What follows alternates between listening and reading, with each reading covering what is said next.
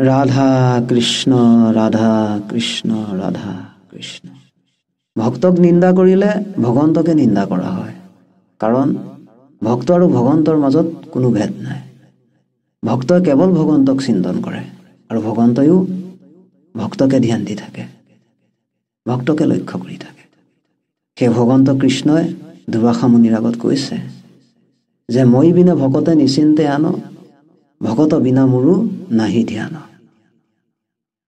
যদি এজন ভকত ভগৱন্তৰ প্ৰকৃত ভক্ত হয়, তেন্তে সেইজন ভকতে মানুহক নিন্দা কৰিবই নোৱাৰে।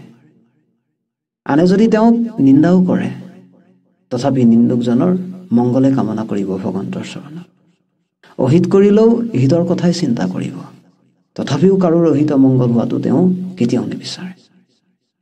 সেইজনেই প্ৰকৃত ভকত, যিজনে নিন্দা শুনাৰ পৰা, নিন্দা কৰাৰ পৰা সদায় আঁতৰি থাকে।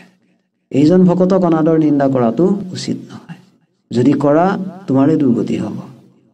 ভগৱানৰ আশ্ৰিতজন কেৱল ভগৱন্তৰ চিন্তনত মগন হৈ থাকে। তোমাৰ 10 টকা নাখায়ো আৰু 10 টকা দিও লাভ নাই। পাৰিলে 10 টকা দি সহায়হে কৰিব তোমাক। ভক্তৰ আদেশ উপদেশ জানিবা, ভগৱন্তৰ আদেশ উপদেশ।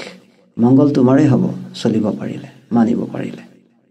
ভক্তই সঁচাকৈ বিচাৰে অন্তঃকৰণে তোমাৰ মংগল হওক, তোমাৰ ভাল হওক। যেতিয়ালৈকে তুমি ভালৰ আশ্ৰয় নোলোৱা, তেতিয়ালৈকে তোমাৰ কোনোদিন ভাল হ'বই নোৱাৰে। ভাল শুনিলে, ভাল চালে, ভাল খালেহে তুমি ভাল হ'ব পাৰিবা। যদি তোমাৰ চিন্তনে ভাল নহয়, তেন্তে তোমাৰ স্বভাৱ চৰিত্ৰ কেনেকৈ ভাল কৰিবা? আৰু স্বভাৱ চৰিত্ৰ ভাল হোৱাটো নিৰ্ভৰ কৰে তোমাৰ ভাল ভাল চিন্তনৰ ওপৰত। শেষত চিন্তন ভাল তেতিয়া হয় যেতিয়া ভালৰ সংগ ল'বা। তুমি বলাস পৰিৱৰ্তন হ'ব লাগিব। এই পৃথিৱীত যদি বেয়া প্ৰভাৱ পেলাব পাৰে, জানিবা ভালেও এদিন প্ৰভাৱ পেলাবই। তোমাৰ ওপৰতো প্ৰভাৱ পৰিব, কিন্তু তুমি ইচ্ছা কৰিলেহে সম্ভৱ। এইবোৰ সকলো তোমাৰ ইচ্ছাই কৰিব। যদি তোমাৰ ইচ্ছা আছে ভাল হোৱাৰ, তেন্তে তুমি ভাল হবাই, নহ'লে এদিন তুমি যে নষ্ট হবা এইটো নিশ্চিত। ভাল হ'বলৈ প্ৰয়াস কৰাজনক প্ৰভু ভগৱন্তই সকলো প্ৰকাৰে ভাল কৰাৰ চেষ্টা কৰি থাকিব। এদিন মংগল কৰাইহে এৰিব। সেইদৰে বেয়াজনক সৰ্বপ্ৰকাৰে দুৰ্গতি ভোগোৱাৰ ৰাস্তা উলিয়াব, আৰু এদিন দুৰ্গতি কৰাইহে এৰিব। আমি সকলো জীৱই নিজৰ কৰ্মফল অনুসৰি এই সংসাৰত সুখ দুখ ভোগো। আমি যদি কৰ্মবোৰ ভাল কৰোঁ, ভাল ফল ভুগিম, আৰু বেয়া কৰ্ম কৰিলে বেয়া ফল ভুগিম। ফল যে বিধান অনুসৰি আমাক প্ৰভু ভগৱন্তই প্ৰদান কৰিবই, এইটো 100% সত্য। তুমি পাপো কৰিবা আৰু ভগৱন্তকো পুজিবা। এইবোৰ নতংকি নাটক নচলে। সংসাৰত চলচাতুৰি কৰাজন হয়তো মানুহৰ পৰা সাৰিব, কিন্তু ভগৱানৰ পৰা দণ্ডৰূপী পুৰস্কাৰ নোলোৱাকৈ সাৰি যাব নোৱাৰে। যিহেতু ভালজনো ভগৱানৰে জীৱ আৰু বেয়াজনো ভগৱানৰে জীৱ, সেয়ে ভগৱানে বিধানো 2 ধৰণে কৰিছে, পাপ আৰু পুণ্য। পাপৰ বিধান শাস্তি, পুণ্যৰ বিধান শান্তি। বেয়াৰ বিধান দুৰ্গতি আৰু ভালৰ বিধান সদায় সদগতি। ইয়াত নো অবজেকশ্যন ভগৱানৰ ওপৰত। তোমাক ভগৱানে সৰ্বতো প্ৰকাৰে স্বাধীন কৰি দিছে এই সংসাৰত।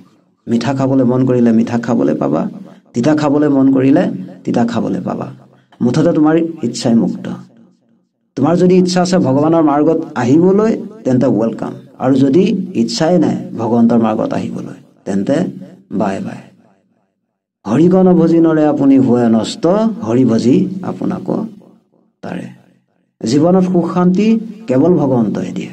তোমাৰ ইচ্ছা অনুসৰি কৰ্ম কৰাৰ অধিকাৰহে স্বাধীন, ফল তোমাৰ হাতত নাই। আজি হাঁহিছা, কালিলৈ কান্দিবওলগীয়া হ'ব পাৰে। গতিকে এই সংসাৰত তোমাক ভগৱানৰ নামেহে সুখী কৰিব।